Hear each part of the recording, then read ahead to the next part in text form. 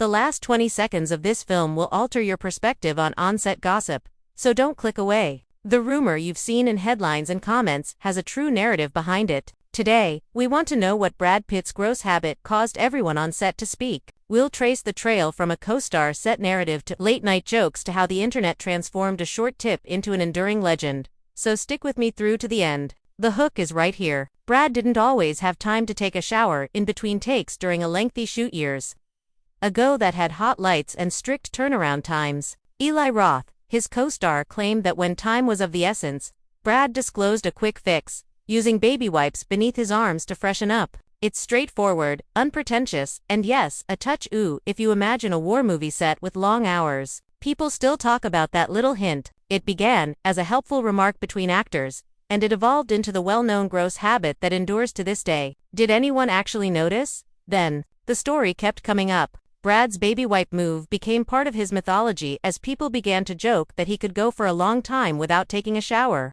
Brad could go a long time without taking a shower, according to Jason Priestley, who even made fun of their early roommate days. That came directly from a TV conversation and was subsequently picked up by the media.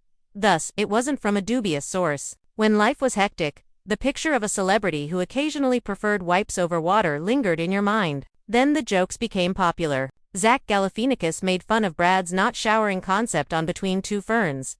It was a manufactured, ridiculous farce, but it demonstrated how popular the story had grown. You can tell it's part of the culture when late-night comedy starts to creep in. Although a joke doesn't prove anything, it keeps the gross habit conversation going long after the show has ended and informs you what everyone has heard. Let's take a moment to be fair. Actors try their best to remain camera-ready over a lengthy session, a hot set, or a little break. Although baby wipes may seem harsh, any crew will tell you that fast repairs are common. That's life when you're racing a call sheet, and it's not just Hollywood. What began as a useful tip evolved into a label, which in turn became clickbait gold. Less dramatic is the reality, a time-saving hygiene shortcut that many people could relate to, while others thought it was amusing or disgusting. What caused this to adhere so firmly? For 3 reasons. Let's start with the contrast.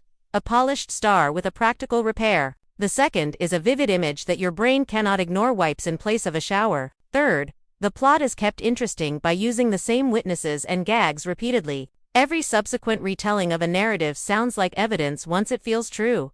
One advice becomes a legend in this way. Here's a twist, though, you might not anticipate. It's crucial to remember that people alter their habits.